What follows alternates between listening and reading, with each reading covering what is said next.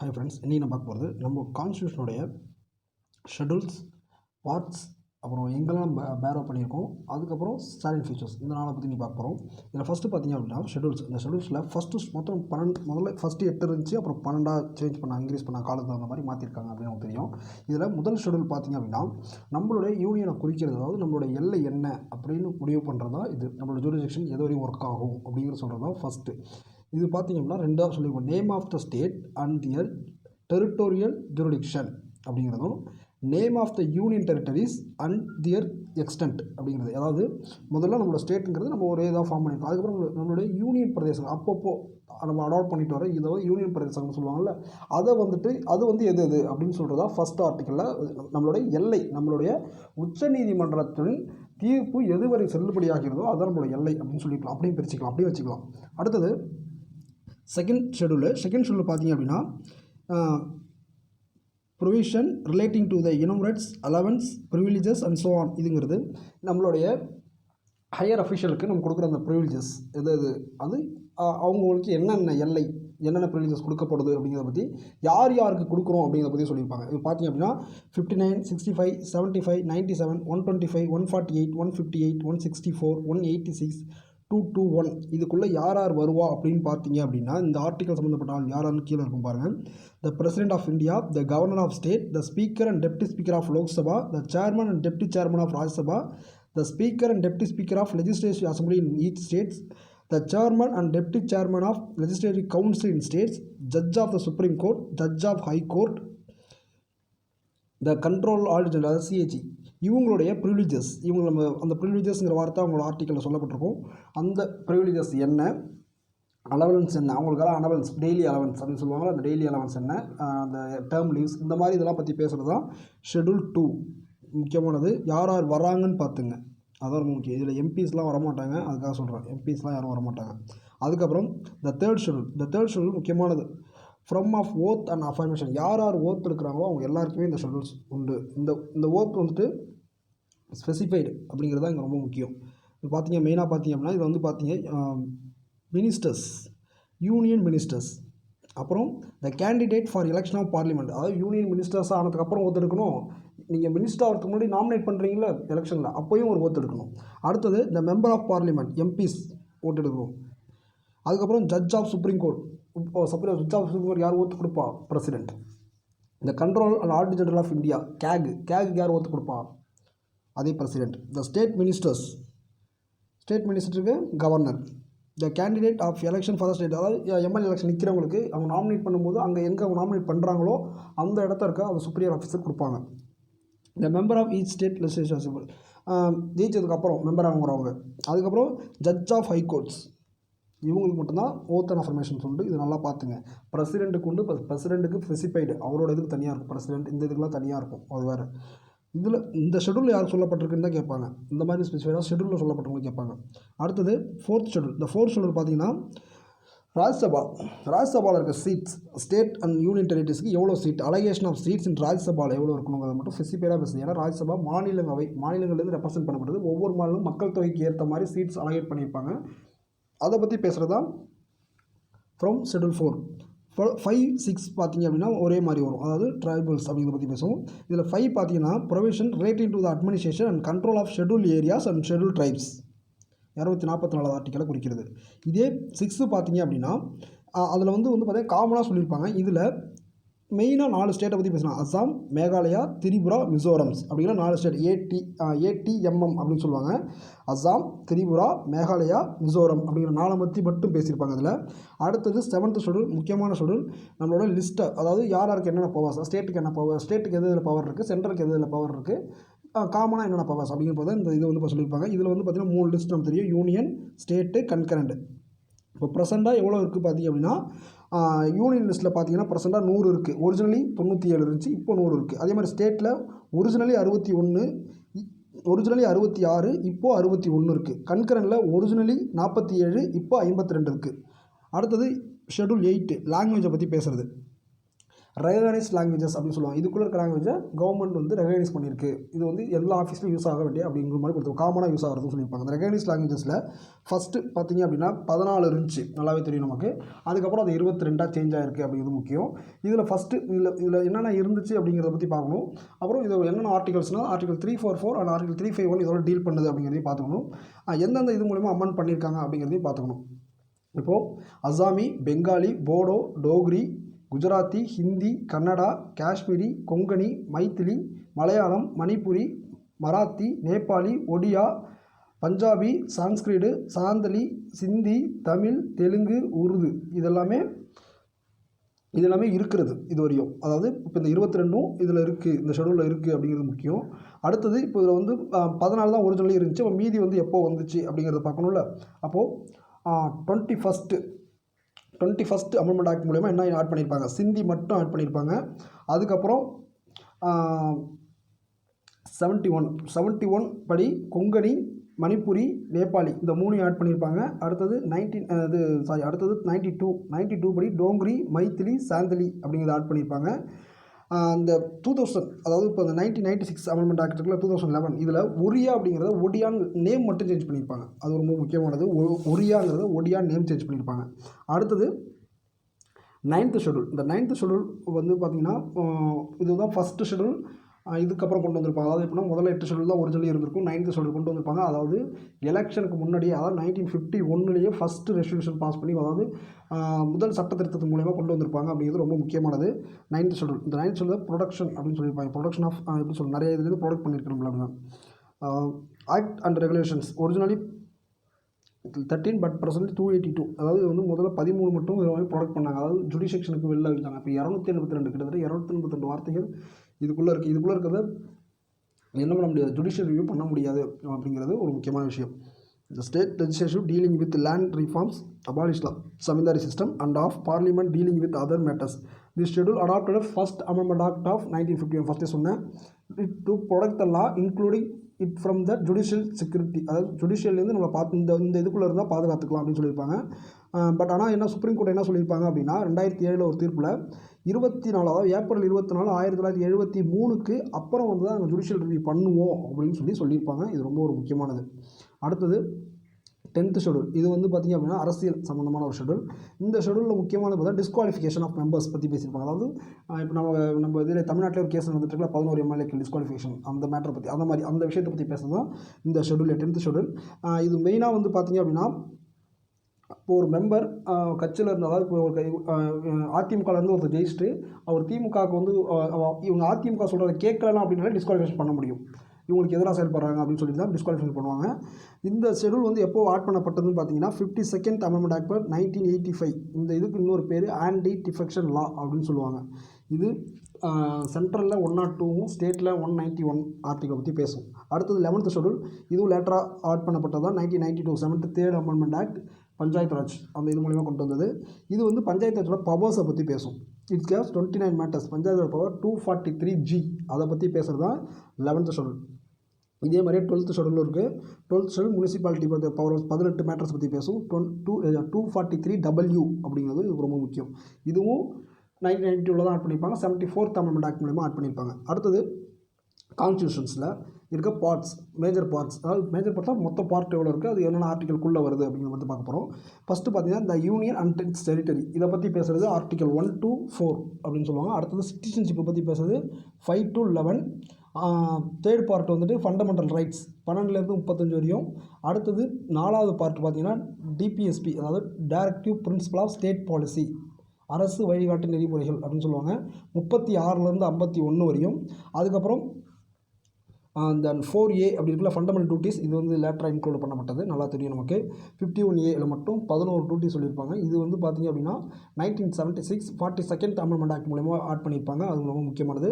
அடுத்தது 5 பார்த்திங்க அப்படின்னா யூனியன் கவர்மெண்ட்டுக்குள்ளே பார்த்திங்க அப்படின்னா யூனியன் கவர்மெண்ட் மொத்தமாக 52லேருந்து 151க்குள்ளே வரும். பட் இதுக்குள்ளே என்னென்ன இருக்குன்னு பார்த்தீங்கன்னா இந்த executive, parliament, legislative power of president, the union judiciary, CAG, இது எல்லாமே இதுக்குள்ளே இன்க்ளூடாக இருக்கிறது அப்படிங்கிறது மட்டும் தெரிஞ்சுக்கிங்க. அடுத்தது த ஸ்டேட் கவர்மெண்ட் ஆர்டிகல் பார்த்திங்கன்னா 152 to 237. இதுக்குள்ளே என்னென்னா ஜென்ரலாக காரணம், அப்புறம் executive, legislature, legislative power of governor, high court, subordinate court. Subordinate court பார்த்துங்க, இதுக்குள்ளே வரும், அது முக்கியமான விஷயம். அடுத்தது 7 வந்து டெலிட் பண்ணியிருப்பாங்க. 7 வந்துட்டு இதுக்கு முன்னாடி என்ன அப்படின்னு பார்த்தீங்கன்னா, இந்த ஸ்டேட் இந்த பார்ட் பி, அது ஃபர்ஸ்ட் ஷெடியூலில் இருக்குது. அதாவது இது என்ன அப்படின்னு பார்த்தீங்கன்னா, முதல்ல நம்ம இப்போ சுதந்திரம் பெறும்போது நம்மளுடைய ஸ்டேட்ஸை வந்து 3ஆக பிரிச்சிருப்பாங்க. Part A, part B, part C அப்படின்னு பிரிச்சிருப்பாங்க.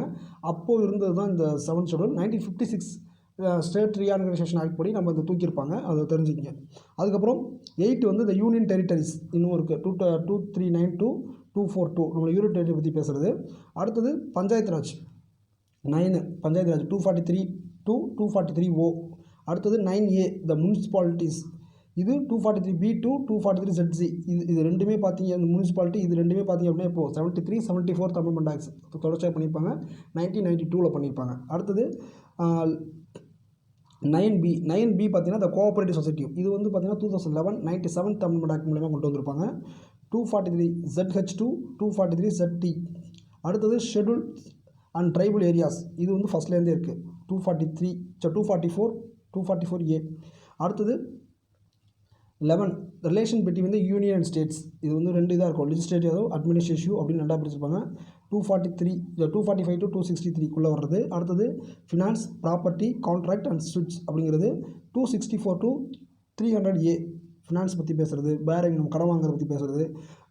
ப்ராப்பர்ட்டி, கான்ட்ராக்ட் ரைட்ஸு, லயபிலிட்டி, இதெல்லாம் வந்து நம்ம ஷூட் பண்ணுறது. கவர்மெண்ட் வந்து ஒரு இடத்த வந்து கவர்மெண்ட் வந்து இப்போ நாங்கள் ஒரு ப்ரைவேட் பிளேஸை கவர்மெண்டோடைய நாளைக்கு ப்ராஜெக்ட் விடும்போது அந்த இடத்த எடுத்துக்கிறத பற்றி பேசுகிறதுலாம் இதில் தான் பேசியிருப்பாங்க.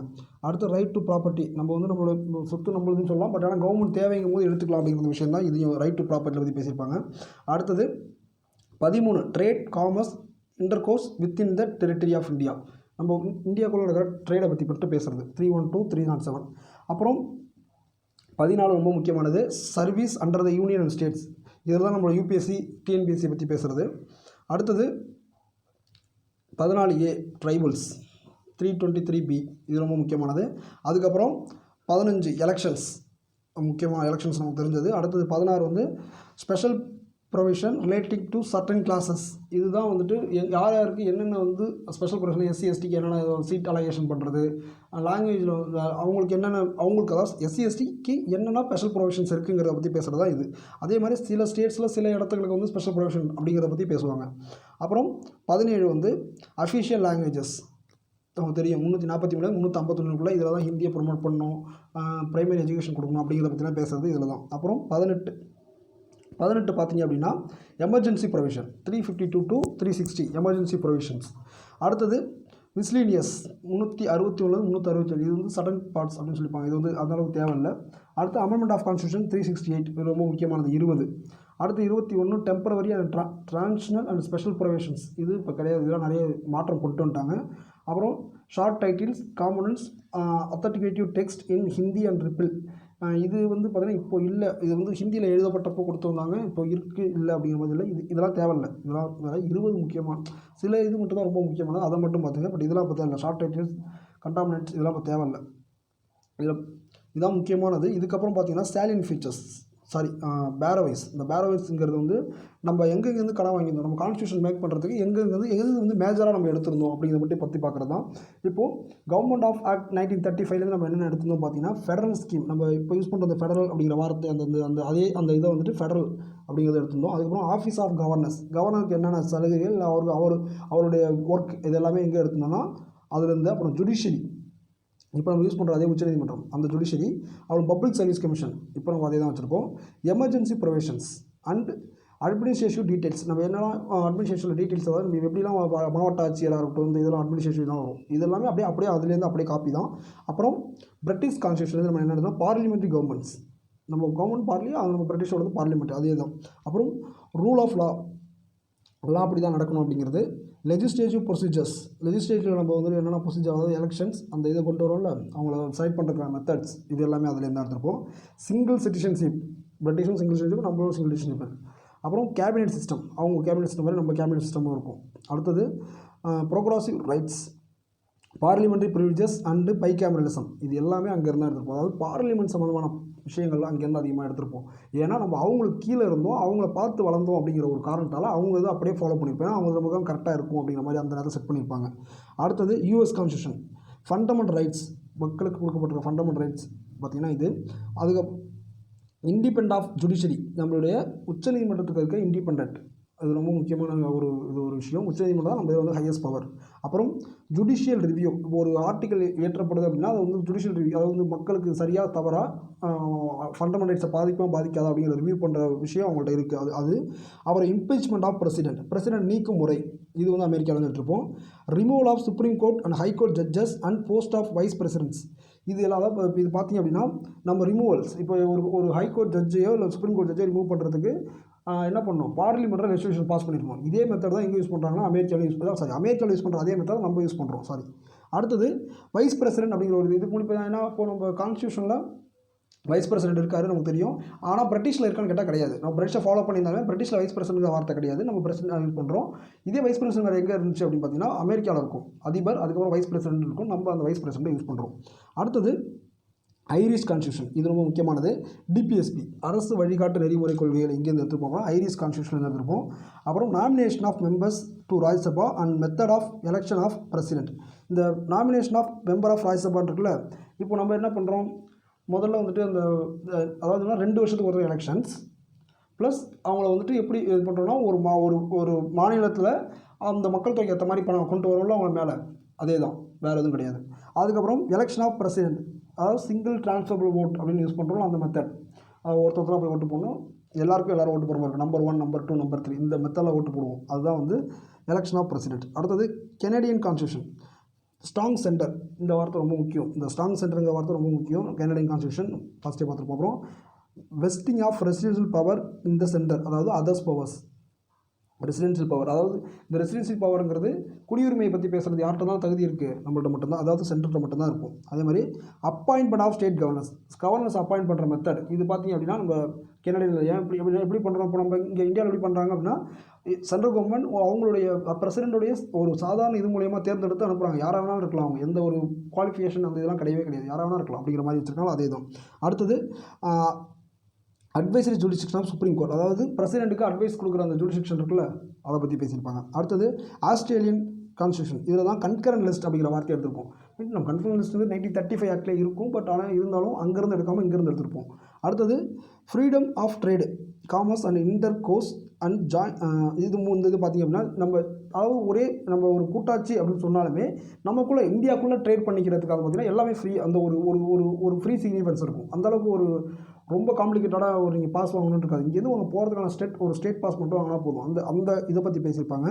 அதுக்கப்புறம் ஜாயின்ட் சிட்டிங் ஆஃப் 2 ஹவுசஸ், சாதா சட்டத்துக்கு ஜாயின்ட் சிட்டிங் போடுறது, இதை பற்றி பேசியிருப்பாங்க. அடுத்தது வெய்மர் கான்ஸ்டியூஷன் ஆஃப் ஜெர்மனுடைய கான்ஸ்டியூஷன் பற்றி இதுலேருந்து எடுத்துப்போனால் suspension of fundamental rights in emergency provisions, அதாவது இப்போ நம்மளோட டூரிங் எமர்ஜென்சி அறிவிச்சிட்டாங்கன்னா அப்போ ஃபண்டமெண்டல் ரைட்ஸ் கேன்சல் ஆகும். இது எங்கே இருக்குது இதுக்கு முடியும்னா இது ஜெர்மனியில் இருந்துச்சு, அவ்வளோதான்.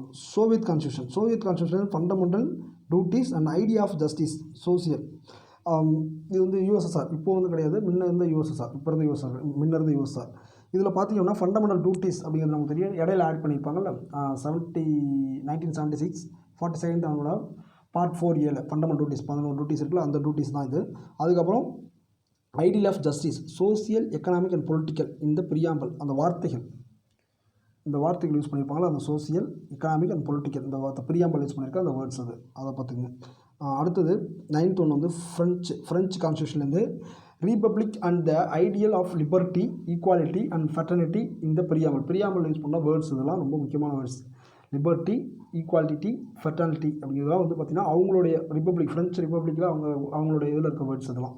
அப்புறம் சவுத் ஆஃப்ரிக்காவோட கான்ஸ்டியூஷன்லேருந்து ப்ரொசீஜர் அமெண்ட்மெண்ட் ஆஃப் கான்ஸ்டியூஷன், நம்ம கான்ஸ்டியூஷன் திருத்தம் பண்ணும் மெத்தட் அங்கேருந்து தான் எடுத்திருப்போம். அப்புறம் election of member of Rajya Sabha, election அதே சிங்கிள் ட்ரான்ஸ்ஃபரபிள் ஓட், அந்த எலெக்ஷன் தான், அதை பற்றி சொல்லியிருப்பாங்க. எம்எல்ஏக்கள் தான் மட்டும்தான் ஓட்டு போடுறாங்க. அதாவது இப்போ இவங்களுக்கு அதாவது ராஜ்யசபாவோட தேர்ந்தெடுக்கிறது எம்எல்ஏ, நம்ம தமிழ்நாட்டோட ராஜ்யசபா மெம்பர் தேர்ந்தெடுத்து நம்ம தமிழ்நாட்டோட எம்எல்ஏ போவாங்கல்ல, அது மெத்தடு. அடுத்தது Japanese constitution procedure established by law, அதாவது நாளைக்கு நீங்கள் ஒரு புதுசாக ஒரு சட்டம் ஏற்றோம்னா அதுக்குன்னு சில ப்ரொசீஜர்ஸ் இருக்குது, அது எங்கே இருக்குது, சட்டத்தில் சொல்லப்பட்டிருக்கு, அது மூலயமா அதை எஸ்டாப்ளிஷ் பண்ண முடியும் அப்படிங்கிறது பேசுகிறது தான் ப்ரொசீஜர் எஸ்டாப்ளிஷ்டு பை லா மூலயமா தான் நாளைக்கு நீங்கள் ஒரு சட்டத்தை கொண்டு ஜிஎஸ்டி அப்படிங்கிறது ஒரு சட்டம் மூலயமா கொண்டு வரப்பட்டிருக்கு. ப்ரொசீஜர் எஸ்டாப்ளிஷ்டு பை லா, அதுதான் இது ஜாப்பனீஸ் கான்ஸ்டியூஷன்லேருந்து எடுக்கப்பட்டிருக்கு அப்படிங்கிறது ரொம்ப முக்கியம். அடுத்தது சாலின் ஃபீச்சர்ஸ். இந்த சாலின் ஃபீச்சர்ஸ் பார்த்திங்க அப்படின்னா நமக்கு நல்லாவே தெரியும். இது நம்மளது தான் இருக்கிறதுலே ரொம்ப பெருசு. நீளமான எழுதப்பட்ட அரசியலமைப்பு அமெரிக்காவோட நம்மளது ரொம்ப பெருசு. அடுத்தது நம்ம வந்து நிறைய பேர்ட்டேருந்து கடன் வாங்கியிருப்போம். இப்போ மேலே பார்த்தோம், நம்மளோடது வந்து பல மூலங்கள்லேருந்து பெறப்பட்டது அப்படிங்கிறதால நிறைய இதில் நம்ம கடன் வாங்கியிருக்கோம். மேலே போய் பார்த்துட்டாச்சு.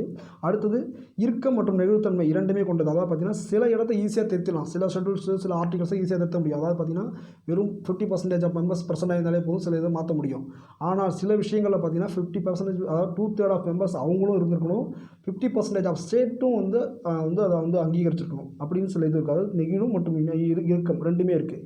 அப்புறம் கூட்டாட்சி ஆனால் ஒற்றையாட்சி அம்சங்களுடன். நம்ம கூட்டாட்சி சென்ட்ரல் வந்து ஸ்ட்ராங், பட் ஒற்றையாட்சி அம்சங்கிறது சிங்கிள் சிட்டிசன்ஷிப், இதெல்லாம் வந்து அதுக்கு எடுத்துக்காட்டு. அதாவது நாடாளுமன்ற ஆட்சி முறை, அது நம்ம நல்லாவே தெரியும். இப்போ நம்ம இருக்கிறது எல்லா இடத்தையும் இருக்கா நாடாளுமன்றம் பார்த்திங்கன்னா கிடையாது. சில இடத்துல அதிபர் ஆட்சின்னு சொல்லுவாங்க, பட் நம்மளது நாடாளுமன்ற ஆட்சி முறை. அதுக்கப்புறம் ஒற்றை குடியுரிமை. நம்ம இது வந்து ஒரு எப்படி பார்த்தா அமெரிக்காலாம் இரட்டை குடியுரிமை. அதாவது கூட்டாட்சின்னு தான் அவங்களும் சொல்லி குடியரசுன்னு தான் சொல்கிறாங்க, பட் அவங்க ஏன்னா இரட்டை குடியுரிமை வச்சுருக்காங்க. நம்ம ஆனால் ஒற்றை குடியுரிமை தான் வச்சுருக்கோம். அப்புறம் வயது வந்து ஒரு வாக்குரிமை. 18 வயசு வந்து யார் வேணாலும் ஓட்டு போடலாம். அனைவருக்கும் அப்படிங்கிற வார்த்தை, அந்த அனைவருக்கும் 18 வயது அனைவருக்குமே வாக்கு அப்படிங்கிறது தான். அப்புறம் சுதந்திரமான ஒருங்கிணைந்த நீதி அமைப்பு. இப்போ நம்ம பார்த்தீங்கன்னா ஹையஸ்ட் பவர் எங்கே இருக்குது? Supreme court. அந்த மாதிரி சுதந்திரமான ஒரு அமைப்பு. இது வந்து சுப்ரீம் கோர்ட் என்ன பண்ணலாம், ஒரு கான்ஸ்டியூஷன் டெவலப் பண்ணால் அந்த கான்ஸ்டியூஷன் படியால் டெவலப் பண்ணப்பட்ட ஒரு சட்டத்தையே என்ன பண்ண முடியும், இல்லைன்னு அறிவிக்க முடியும். அந்த வந்து சுதந்திரமான அமைப்பு அவங்கள்ட்ட இருக்குது. அடிப்படை உரிமைகள், மக்களுக்கு வாழ்வாதாரம் அடிப்படை உரிமைகள் இருக்குது. டூரிங் எமர்ஜென்சி பீரியட்லையும் சில அடிப்படை உரிமைகளை திருத்த முடியும். 2021 நிறுத்தவே முடியாது அப்படிங்கிற ப்ரொவிஷன்ஸ் இருக்குது. அதுக்கப்புறம் கல்வி, அனைவருக்கும் கல்வி அப்படிங்கிறதுக்கு நம்மள்ட்ட நிறைய ஏதாவது பார்க்குறதுக்கு, அதாவது ஃபண்டமெண்டல் ரைட்ஸில் சொல்லியிருக்கு, 21A சொல்லியிருக்கு. அடுத்தது வந்து 45 சொல்லியிருக்கோம். அதுக்கப்புறம் ஃபண்டமெண்டல் டியூட்டிஸ்ன்னு சொல்லியிருக்கோம். அது இல்லாமல் 2009 ரைட் டு ஆக்ட்டும் நம்ம கொண்டு வந்திருக்கோம் அதுக்காக. அதனால் கல்வி அப்படிங்கிறது ஒரு முக்கியமான இது. அதுவும் அப்புறம் டிபிஎஸ்பி, அரசு வந்து இப்படி தான் செயல்படணும் அப்படிங்கிறதுக்கு ஒரு டிபிஎஸ்பி ஒரு வழிமுறையே நம்ம வந்து வகுத்து கொடுத்துருக்காங்க கான்ஸ்டியூஷனில். அதனால் இது வந்து ஒரு சிறப்பு அப்படின்னு சொல்லியிருப்பாங்க. அடிப்படை கடமைகள், மக்கள் இந்த கடமைகளை பின்பற்ற வேண்டும் சொல்லிட்டு அடிப்படை கடமைகள்னு வந்து தனியாகவே மக்களுக்கு கொடுக்கப்பட்ட அரசியலமைப்பு சொல்லியிருக்கு. அப்புறம் சுதந்திரமான அமைப்புங்கும் போது இங்கே நிறையா இருக்குது. என்னென்ன பார்த்தீங்கன்னா, அதாவது கவர்மெண்ட் இன்டர்ஃபியர் ஆகாமல் எக்ஸிக்யூட்டிவில் இருக்கிற முக்கியமான அமைப்புகள் பார்த்திங்க அப்படின்னா, எலெக்ஷன் கமிஷன் சுதந்திரமான அமைப்பு, அவங்க தான் வந்து நேர்மையாக எலெக்ஷன் நடத்துகிறாங்க. யூபிஎஸ்சி மெம்பர்ஸ் தேர்ந்தெடுக்கிற, அதாவது வந்து ஒரு அட்மினிஸ்ட்ரேஷன் மெம்பர்ஸை தேர்ந்தெடுக்கிறவங்களும் ஒரு சுதந்திரமான அமைப்பு. கேகு, ஸ்டேட் சென்ட்ரலில் இருக்க வருவாயை வந்து ரிவ்யூ பண்ணுறதுக்கு, தவறு சரி இது பண்ணுறதுக்கு கேகு. Supreme court authority, highest authority of கான்ஸ்டியூஷனுக்கே வந்துட்டு ஒரு பாதுகாப்பு தர அமைப்பு அப்படின்னு சொல்லியிருப்பாங்க. அதுக்கப்புறம் எமர்ஜென்சி ப்ரொவிஷன் 352, 356, 365, 360, இந்த மாதிரி எமர்ஜென்சி தகுந்த மாதிரி இருக்குது. ஸ்டேட்டுக்கு தனியாக இருக்குது, சென்ட்ரல் அந்த இது ஃபுல்லாக போடுறதுக்கு இருக்குது. இந்த மாதிரி எமர்ஜென்சி அப்படிங்கிறது ஒரு தனியாக சொல்லப்பட்டிருக்கு. இந்த எமர்ஜென்சி போது ஃபண்டமெண்டல் ரைட்ஸ், சில ஃபண்டமெண்டல்ஸை சஸ்பெண்ட் பண்ண முடியும், சில இதை சஸ்பெண்ட் பண்ண முடியாது அப்படின்னு இருக்குது. அப்புறம் 3 அடுக்கு ஆட்சி முறை பார்த்திங்க அப்படின்னா சென்ட்ரல், ஸ்டேட்டு, அப்புறம் நம்ம பஞ்சாயத்து அப்படின்னு 3 அடுக்காக பிரித்து மக்களுக்கு தேவையான அனைத்தும் பார்க்கப்படுது அப்படின்னு சொல்லியிருப்பாங்க. இது சைலண்ட் ஃபீச்சர்ஸ். Thank you friends.